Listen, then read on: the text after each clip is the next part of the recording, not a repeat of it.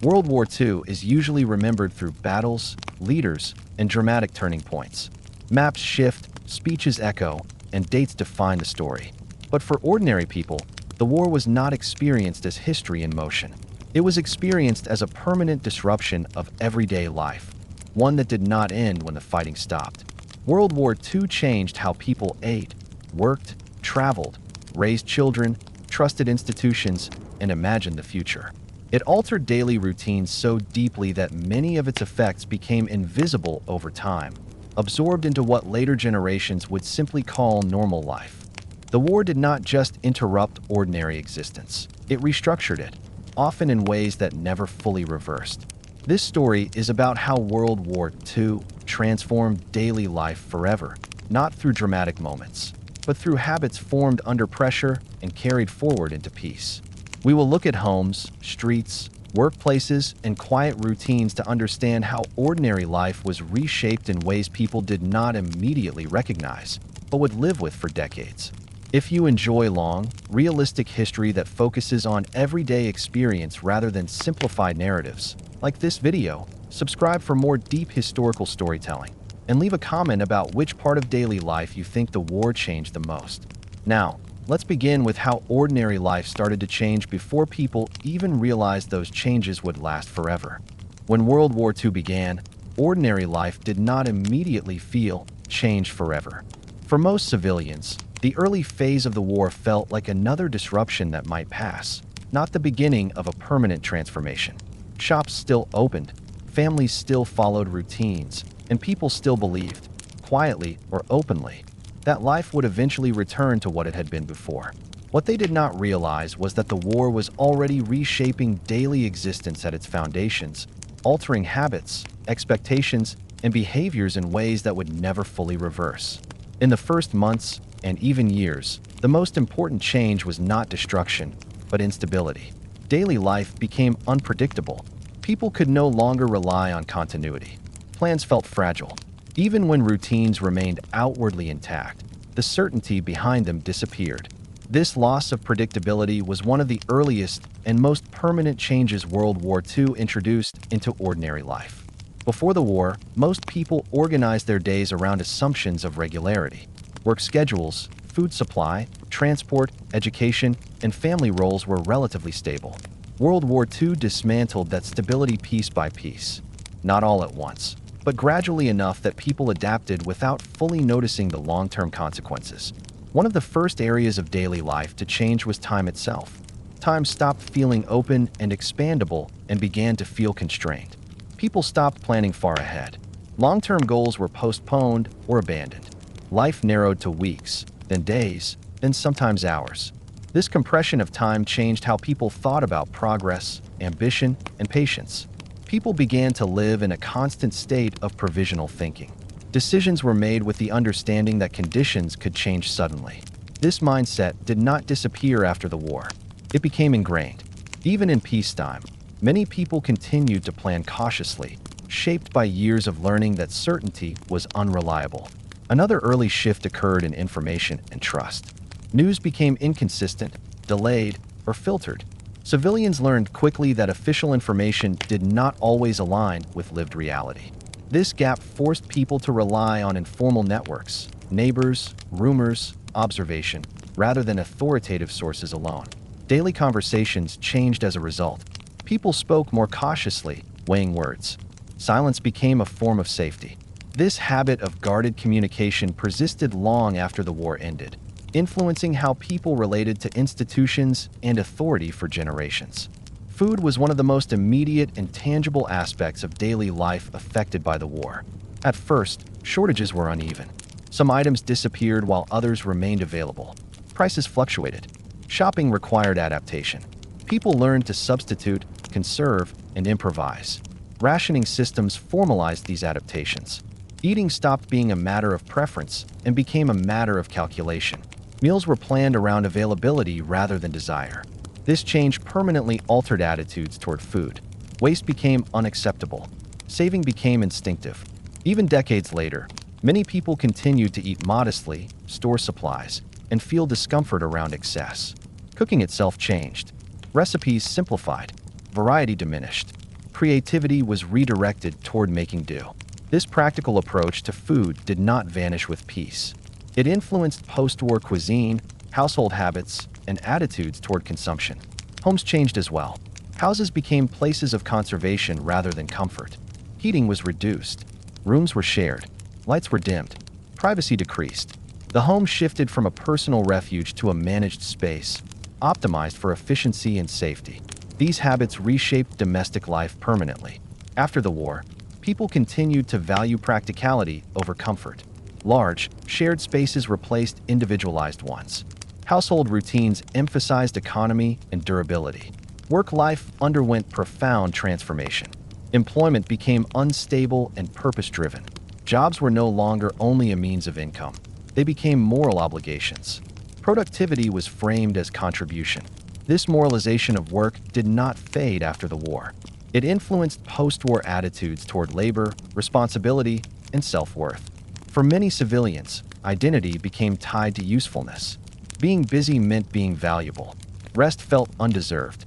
This mindset carried into post-war life, shaping work cultures that emphasized endurance, long hours, and self-sacrifice. Gender roles shifted sharply during the war, but not in simple or temporary ways.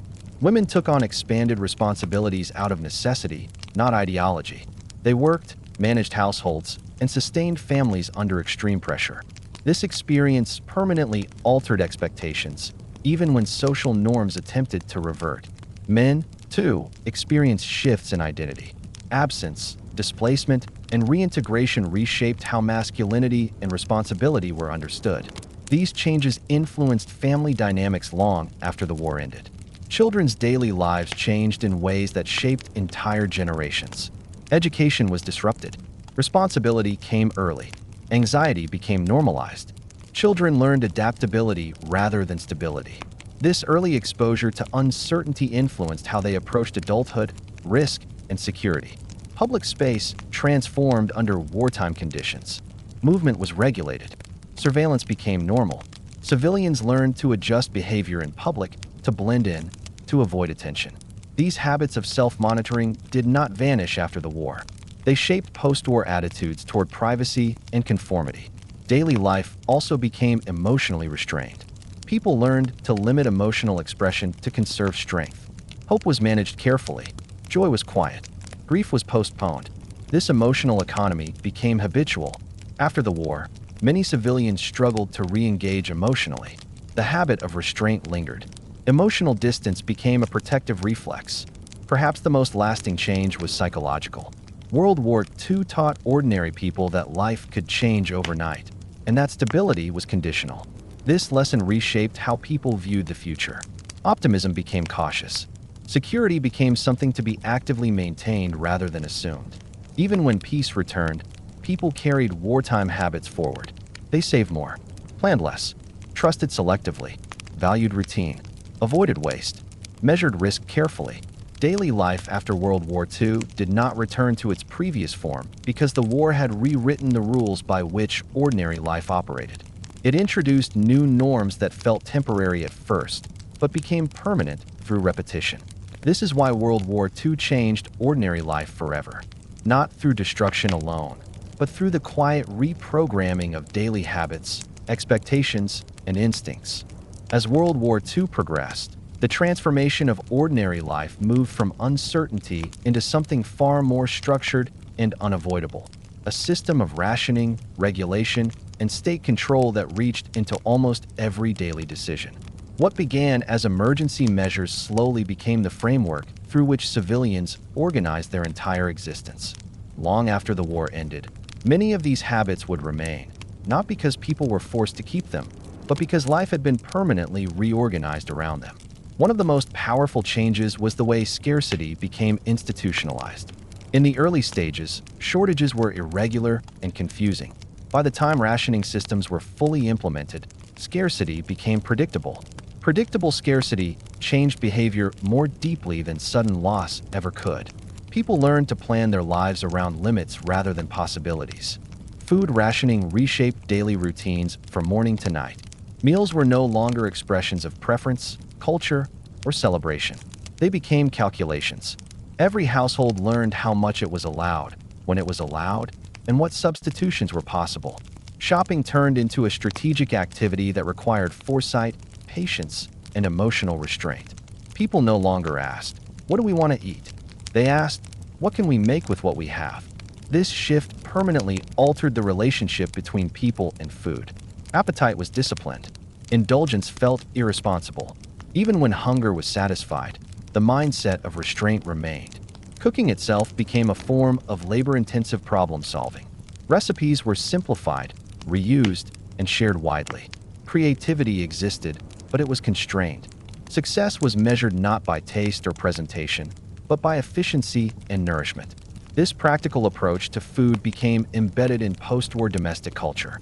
Eating together also changed. Portions were smaller. Meals were quieter. Waste was unthinkable. Children learned early to finish what was given. This expectation shaped generational attitudes toward consumption long after rationing ended. Clothing and personal goods underwent similar transformation. Fabric shortages led to repair, reuse, and improvisation. Clothes were worn until they could no longer function. Style gave way to durability. The idea of replacing something simply because it was old became morally questionable. This attitude toward material goods did not disappear with peace. Post-war societies inherited a deep respect for utility and longevity. The culture of make do and mend reshaped consumer behavior for decades. Fuel rationing altered the rhythm of daily life in profound ways. Homes were colder. Heating was limited. People adapted by clustering in shared spaces, wearing layered clothing indoors, and reducing activity. Comfort became secondary to survival. These habits reshaped domestic architecture and family interaction. Shared spaces became central. Privacy decreased. Togetherness became functional rather than chosen. Even after fuel supplies improved, many families retained habits of conservation, shaping how homes were heated and used.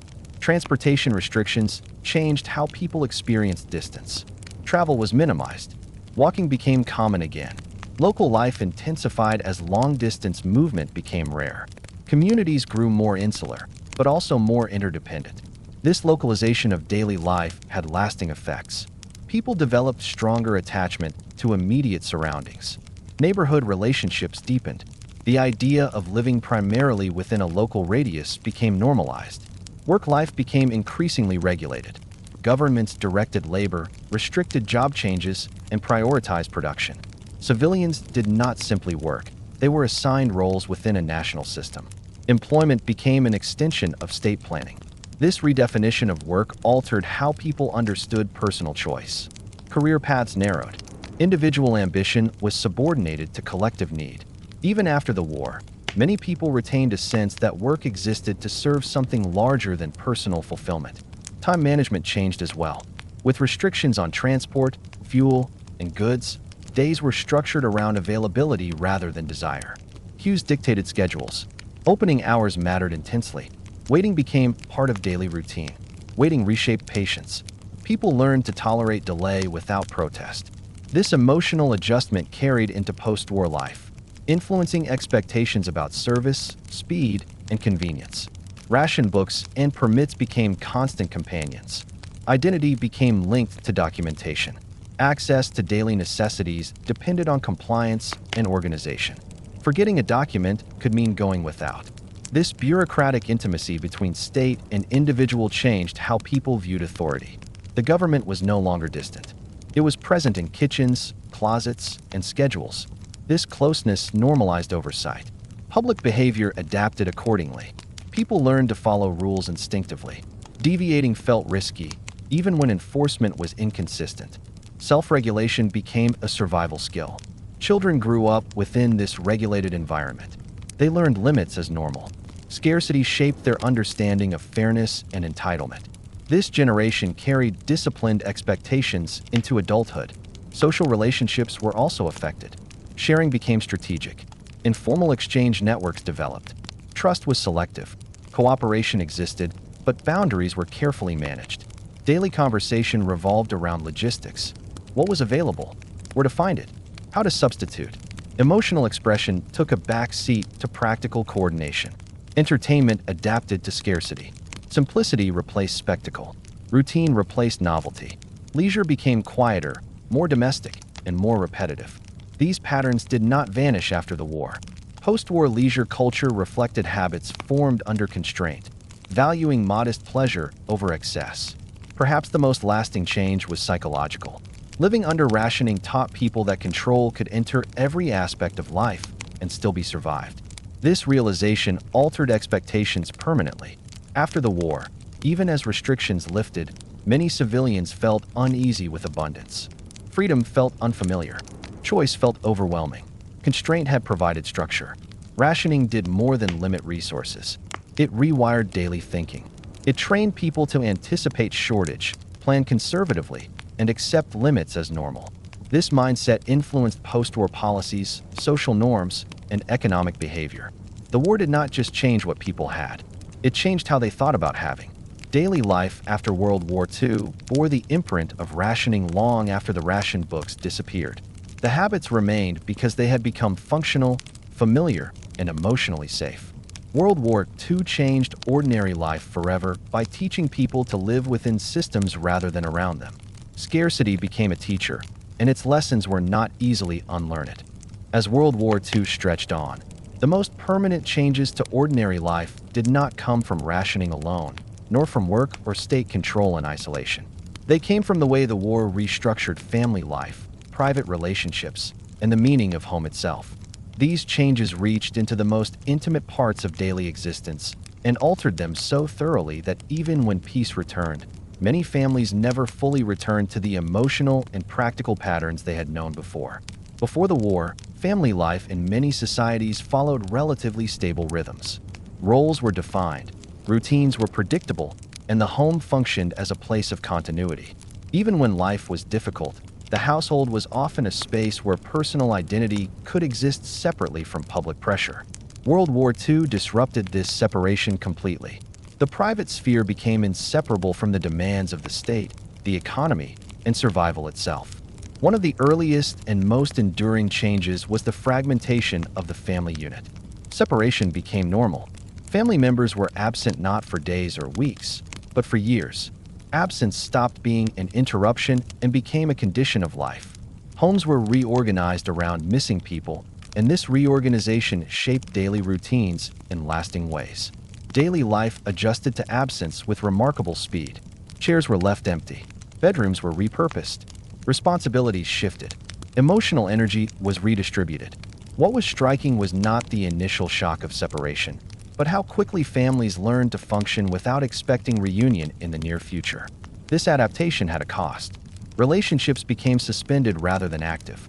Bonds were maintained through memory, habit, and imagination rather than shared experience.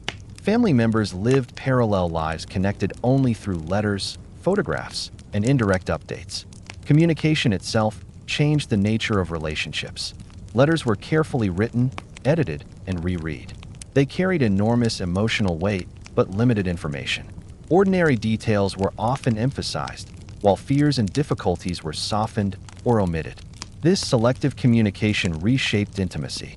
People knew each other through fragments rather than shared reality.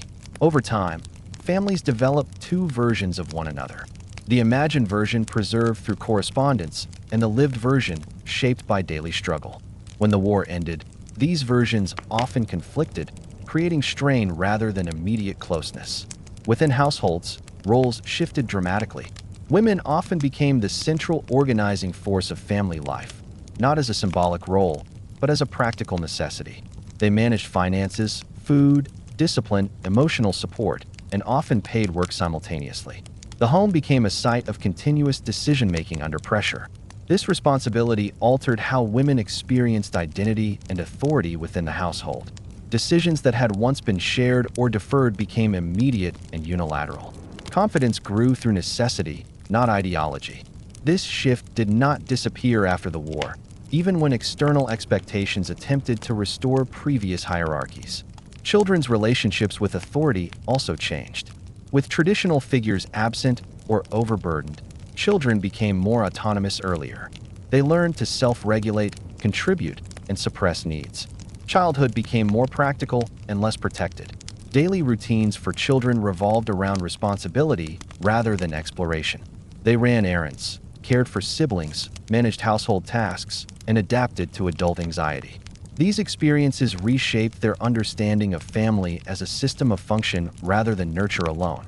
Emotional expression within families changed accordingly. Open displays of fear or sadness were often discouraged, not through harshness, but through necessity. Emotional restraint was framed as strength. This pattern shaped generational emotional habits that persisted long after the war. Privacy within the home also eroded. Overcrowding, shared spaces, and limited resources reduced personal boundaries. Homes became functional units rather than personal sanctuaries. Silence was rare. Solitude was difficult. This loss of privacy reshaped relationships. Conflicts intensified. Minor irritations accumulated. At the same time, cooperation deepened. Families developed unspoken systems of coordination that prioritized efficiency over comfort. Meals became logistical events rather than social ones. Eating together still mattered, but conversation was often practical. Food was fuel. Time was limited. Emotional exchange occurred in quieter moments, often late at night or in brief pauses. The concept of home itself changed. Before the war, home was associated with stability and continuity. During the war, home became a managed environment, constantly adjusted in response to external pressure. Windows were covered. Lights were dimmed. Rooms were repurposed. Safety dictated layout. These habits altered how people related to space. After the war, many continued to value efficiency and adaptability over comfort. The idea of home as a flexible, practical space became normalized. Relationships beyond the immediate family were also reshaped. Extended family ties weakened or transformed. Distance, displacement, and loss fractured traditional support networks. At the same time, new forms of chosen family emerged through neighbors, co-workers, and shared hardship. Communities filled gaps left by fragmented families. Shared childcare, resource exchange, and emotional support became common. These relationships were pragmatic rather than sentimental. Trust was built through reliability, not intimacy. Marriage itself was reshaped by wartime conditions. Many relationships existed under prolonged separation. Expectations adjusted. Emotional distance became normalized. Loyalty was measured through endurance rather than daily presence. For some, separation strengthened bonds through idealization. For others, it revealed incompatibilities that had been masked by routine. Reunion after the war often required renegotiation rather than restoration. Daily communication within marriages became formalized and cautious. Letters replaced conversation. Conflict was postponed rather than resolved. Emotional needs were deferred. When families eventually attempted to resume shared daily life, these deferred dynamics surfaced.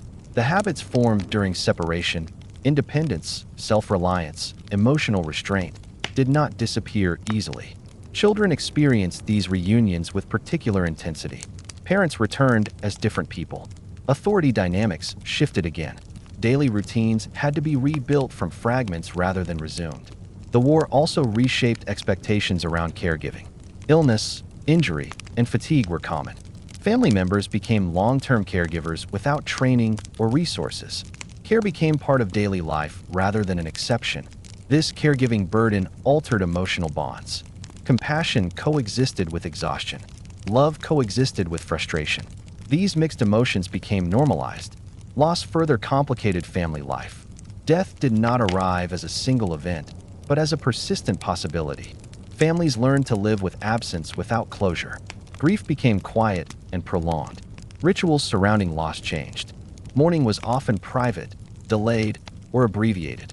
Daily responsibilities left little space for public grief. This compressed mourning shaped emotional expression long-term. Daily life required emotional compartmentalization. People learned to function while carrying unresolved feelings.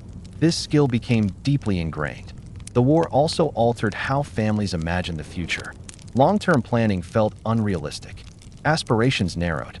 The goal became stability rather than advancement. Education within families shifted accordingly. Parents emphasized practical skills over abstract ambition. Children were encouraged to be adaptable rather than idealistic. Even leisure within the home changed. Entertainment was simple, repetitive, and domestic. Shared listening, reading, or quiet conversation replaced social outings. These patterns influenced post-war domestic culture. Trust within families deepened in some ways and weakened in others. Reliability mattered more than emotional availability. Actions mattered more than words. Perhaps the most lasting change was the way families learned to live with permanent uncertainty. Even when danger receded, the expectation of disruption remained. Families planned defensively. They saved. They avoided dependence on fragile systems. This mindset carried forward into post-war life. Families valued security, routine, and predictability above all else. Risk-taking felt irresponsible. World War II changed ordinary family life forever by teaching families to survive fragmentation, adapt roles, and suppress vulnerability in order to function. These lessons did not vanish with peace. They became part of how families understood love, responsibility, and home. Daily life after the war reflected these wartime adaptations. Families were intact on paper, but internally transformed. The war had rearranged the foundations of private life, and those foundations would support post-war society in quieter, less visible ways. By the middle and later years of World War II, ordinary life was no longer shaped only by what happened inside homes or families. It was reshaped just as deeply by movement, cities, streets, and the everyday environments people moved through. The war transformed how civilians experienced space itself, how far they traveled, where they gathered, how they navigated streets, and how safe or unsafe familiar places felt. These changes did not disappear when the war ended. They permanently altered how people related to cities, neighborhoods, and public life.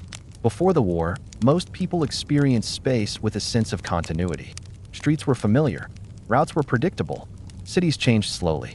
Movement followed habits built over years. World War II shattered that continuity.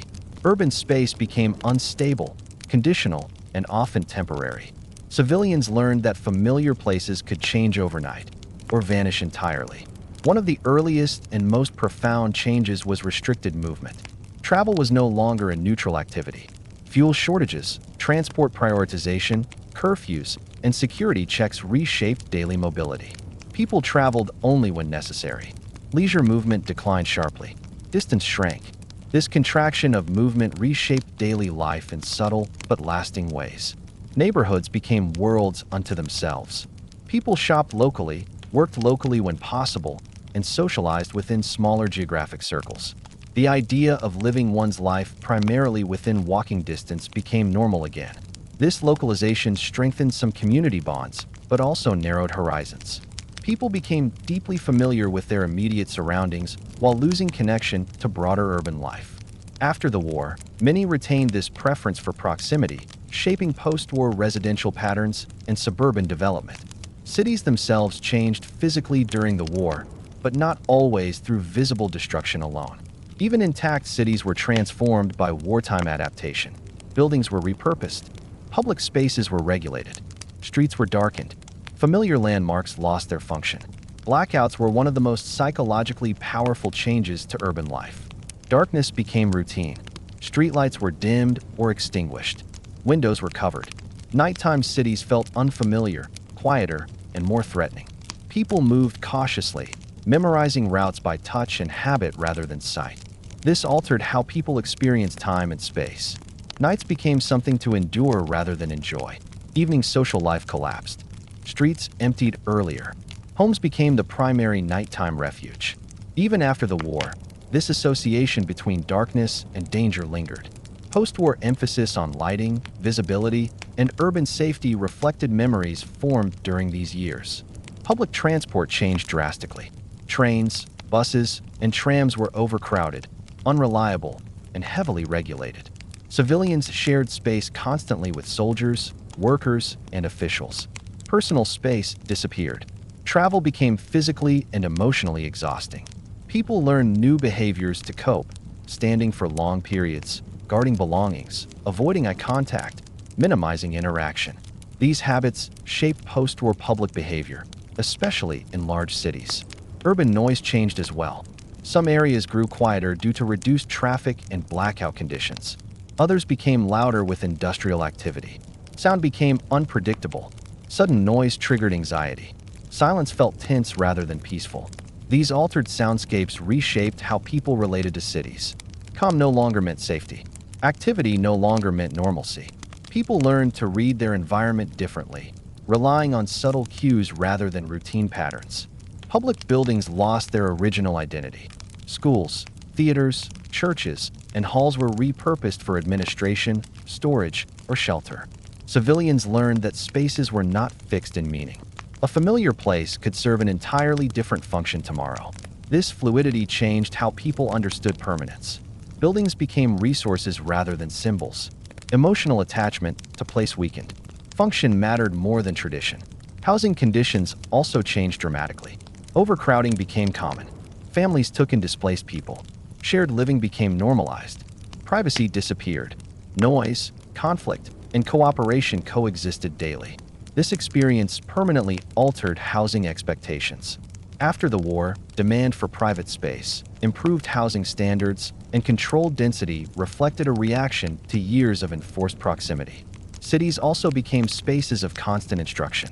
Signs, notices, posters, and warnings filled streets. Public space spoke constantly. Movement, behavior, and consumption were guided visually at every turn. This saturation of messaging trained people to scan their environment for rules. Even after the war, people remained sensitive to signage, authority, and regulation in public space. Markets and shops became central social spaces due to scarcity. Queues formed daily. Streets around shops became gathering points. Waiting replaced strolling. Conversations were practical and cautious. These queue-based interactions reshaped urban social life. Encounters were frequent but shallow. Relationships were functional. Trust was selective. Children experienced cities differently as well. Streets were less playful. Play moved indoors or into controlled spaces. Children learned boundaries early. Independence was restricted by safety concerns. This reshaped childhood experience of urban life. Post-war emphasis on playgrounds, controlled recreational spaces, and child safety reflected these wartime limitations. Rural-urban boundaries also blurred. Some city dwellers relocated temporarily. Others maintained ties to rural areas for food access. Movement between urban and rural life became strategic rather than cultural. This experience reshaped perceptions of cities as fragile systems dependent on external resources. Post-war planning emphasized supply chains, infrastructure, and decentralization. Perhaps the most profound change was psychological. Cities stopped feeling permanent. Civilians learned that urban life could be dismantled, reorganized, or restricted quickly. This awareness did not disappear after Reconstruction. Post-war cities were built with new priorities: resilience, efficiency, and control. Urban planning reflected wartime lessons about vulnerability. Public trust in cities also changed. People learned to rely on routines rather than spaces themselves. Familiarity no longer guaranteed safety. Daily movement remained cautious long after the war. People preferred predictable routes. Spontaneity declined. These habits shaped commuting culture for decades. World War II permanently changed how ordinary people experienced space. Streets were no longer neutral. Buildings were no longer fixed. Cities were no longer assumed to be stable. Ordinary life adapted by becoming more localized, cautious, and functional. These adaptations carried forward, shaping how post-war societies designed cities, managed movement, and understood public life. World War II did not merely interrupt childhood and education for a few years. It permanently altered how entire generations understood responsibility, authority, learning, and security. For millions of children, the war years were not a temporary crisis to be survived and then forgotten. They were the environment in which identity was formed. As a result, ordinary life after the war was shaped by people whose earliest understanding of the world had been defined by instability, restraint, and adaptation. Before the war, childhood in many societies was increasingly framed as a protected phase of life. Education followed predictable paths. Families assumed continuity. Children were expected to prepare for adulthood gradually. Even when poverty existed, the idea that childhood was distinct from adult responsibility had gained ground. World War II dismantled that idea completely. From the beginning of the war, children were exposed to uncertainty as a normal condition. Schools closed without warning. Lessons were interrupted. Teachers disappeared. Buildings changed purpose. Education stopped being a stable process and became something provisional, dependent on circumstances beyond anyone's control. Children learned early that routines could vanish overnight. Daily schooling became irregular not only in schedule, but in meaning. Education was no longer framed primarily as preparation for a distant future. It became a tool for immediate usefulness. Children were taught to follow instructions, maintain discipline, and adapt quickly. The goal was not intellectual expansion, but reliability. In many cases, schooling competed directly with survival needs. Children missed lessons to help at home, care for siblings, stand in queues, or contribute to household labor. Education became secondary to function. Attendance was conditional rather than expected. This shift had profound consequences. Children learned that their value was tied to contribution rather than development. Being helpful mattered more than being curious. Quiet competence was rewarded more than questioning. The emotional environment in which children grew up reinforced this lesson. Adults were under constant strain. Conversations were practical. Emotional expression was limited. Fear, anxiety, and uncertainty were rarely explained openly. Children absorbed these emotions indirectly, learning to read silence, tone, and behavior rather than words. As a result, children developed heightened sensitivity to their surroundings. They became observant, cautious, and self-monitoring. They learned not to ask unnecessary questions. They learned to anticipate needs rather than express them. Family separation intensified this transformation. Many children grew up with long-term absence of parents or caregivers. Authority figures changed repeatedly. Stability was replaced by adaptation. Children learned that relationships could be interrupted without warning. This reshaped attachment patterns deeply. Trust became conditional. Independence developed early. Emotional reliance was minimized. These patterns did not disappear when families reunited after the war. Education systems during the war also became tools of discipline and cohesion rather than exploration. Lessons emphasized order, obedience, and collective responsibility. Learning was framed as contribution to stability. Abstract thinking and creative expression were often postponed. Teachers, themselves exhausted and constrained, focused on maintaining control. Classrooms became structured environments where predictability mattered more than inspiration. Children learned that compliance ensured safety. For displaced children, education became fragmented beyond recognition. New schools, new rules, and unfamiliar authority figures became routine. Continuity was rare. Children learned to blend in quickly, suppress difference, and avoid attention. Physical conditions reinforced these psychological adaptations. Nutrition shortages affected energy and growth. Clothing was inadequate. Cold and fatigue were normal. Children learned to function under reduced physical capacity. Play adapted accordingly. Games became simpler, quieter, and more constrained. Toys were scarce. Imagination filled gaps, but play was often interrupted by responsibility. Childhood joy existed, but it was compressed and conditional. Generational identity formed under these conditions. Children who grew up during the war shared an understanding of normality that included restriction, regulation, and unpredictability. For them, abundance later in life often felt unfamiliar or even uncomfortable. These children carried wartime habits into adulthood. They saved excessively. They avoided waste. They distrusted excess. They valued stability over novelty. These behaviors shaped post-war societies at every level. Education after the war attempted to restore continuity, but the damage was not simply academic. Many children returned to school older than their peers, emotionally reserved, and deeply aware that institutions could fail. Some struggled with authority. Others clung to structure. Many approached learning pragmatically rather than passionately. Knowledge was valued for utility, not self-expression. Parents, shaped by the same pressures, reinforced these attitudes. Education was framed as security. Risk was discouraged. Ambition was moderated. Practical outcomes mattered more than personal fulfillment. This influenced post-war education policy profoundly. Systems emphasized standardization, discipline, and access, attempting to compensate for years of disruption. Creativity returned slowly and unevenly. Emotionally, wartime childhood produced adults who were resilient but guarded. Many struggled to articulate feelings. Emotional restraint had been learned early as a survival skill. Family dynamics after the war reflected this. Parents and children often related through duty rather than expression. Love was shown through reliability rather than language. The war also altered how generations related to authority. Children raised under constant regulation learned that rules mattered and could change suddenly. Compliance became instinctive. This shaped post-war civic culture. Stability, order, and predictability were prized. Change was approached cautiously. Radical transformation felt dangerous. Perhaps the most lasting impact was the internalization of uncertainty. Children learned that security was not guaranteed. This lesson shaped how they approach relationships, work, and planning throughout their lives.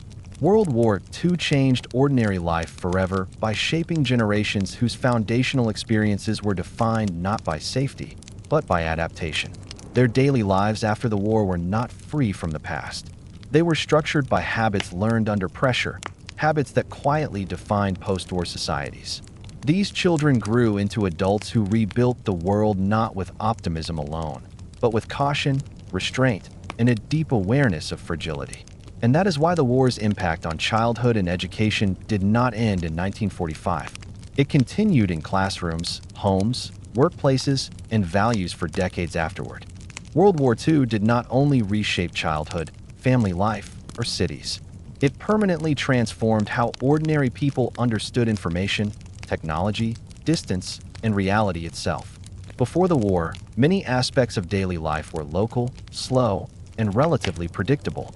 News traveled at a measured pace. Technology existed, but it did not dominate everyday thinking. The war changed this balance forever. It forced technology and information into the center of ordinary life, not as conveniences, but as necessities. Once this shift occurred, there was no return to the earlier world. Before World War II, most people experienced the world through direct contact and delayed knowledge. News arrived through newspapers, word of mouth, or occasional broadcasts. Information felt distant. Events unfolded slowly in public awareness. Ordinary people lived largely inside their immediate surroundings, with only vague awareness of distant developments. From the beginning, civilians became intensely aware that events far away could have immediate consequences at home. A decision made elsewhere could change food supply, work schedules, or personal safety within days or even hours. This awareness permanently altered how people understood connection and vulnerability. Radio became one of the most powerful forces reshaping daily life. It brought distant events into kitchens, living rooms, and shared spaces. Voices carried authority, urgency, and emotion directly into private life. People gathered at specific times to listen. Silence during broadcasts became ritualized. Listening itself became a disciplined activity. People focused intently. Interruptions were minimized. Information was treated as valuable and potentially life-altering. This habit of attentive listening did not disappear after the war. It shaped post-war media consumption and trust in broadcast authority. At the same time, people learned that information could be controlled, incomplete, or misleading. Broadcasts were selective. Silence carried meaning. Civilians developed a complex relationship with news, dependent on it, yet skeptical of its completeness. This dual awareness permanently changed how people processed information. Trust became conditional. Interpretation became necessary. Ordinary people learned to read between lines, notice omissions, and compare sources when possible. The concept of official truth became unstable.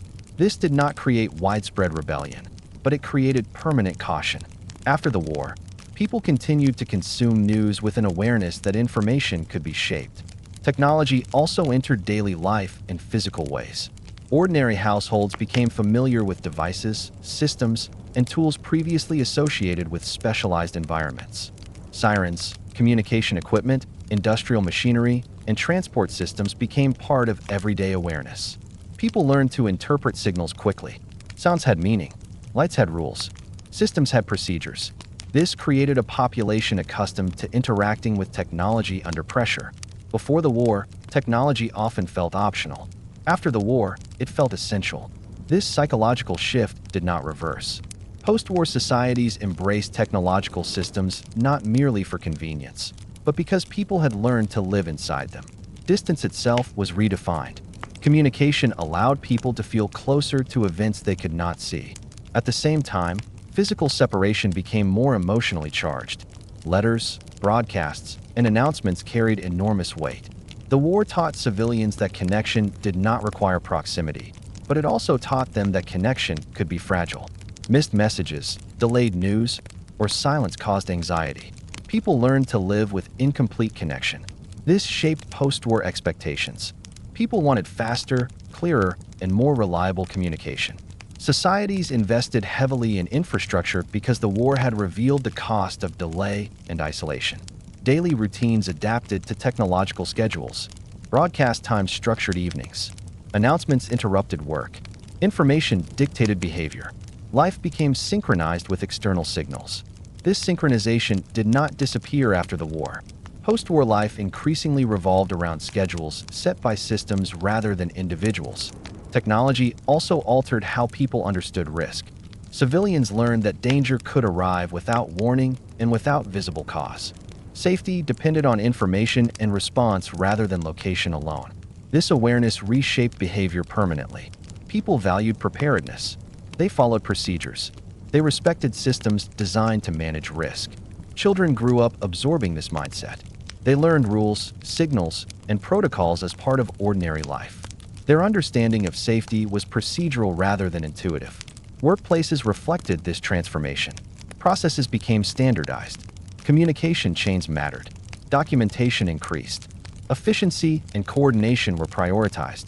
After the war, these habits carried into civilian industries.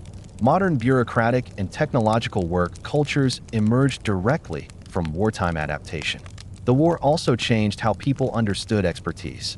Specialists, technicians, and system operators gained authority. Knowledge became centralized. Ordinary people learned to rely on systems they did not fully understand. This reliance reshaped trust. Authority became tied to technical competence rather than tradition alone. This shift shaped post-war professional hierarchies. At the same time, civilians became more technologically literate in practical ways. They understood systems well enough to comply, adapt, and survive. This familiarity reduced fear and increased acceptance. Technology entered the home not as novelty, but as infrastructure. The boundary between public systems and private life weakened permanently. Information overload also emerged as a new experience. Civilians were exposed to constant updates, instructions, and warnings. Mental fatigue increased.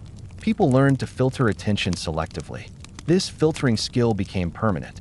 Post-war media consumption reflected habits of selective focus learned during the war. Emotionally, technology mediated experience. People felt fear, hope, and anticipation through devices rather than direct observation. This mediated emotional life became normalized. The war also reshaped memory. Events were remembered through broadcasts, announcements, and collective listening moments. Personal memory intertwined with mediated experience. After the war, shared media moments became central to collective identity. This was not accidental. It was learned behavior. Perhaps most importantly, World War II taught ordinary people that the world was interconnected in ways that could not be ignored. Isolation became an illusion. Local life was tied to global systems. This awareness permanently altered political, social, and cultural expectations. People demanded information. They expected responsiveness. They understood vulnerability. Daily life after the war was faster, more connected, more system-dependent, and less innocent about information. These changes were not undone by peace. World War II changed ordinary life forever by moving technology and information from the margins of existence into its center. People no longer lived alongside systems. They lived within them. And once that shift occurred, there was no returning to the slower, simpler informational world that had existed before.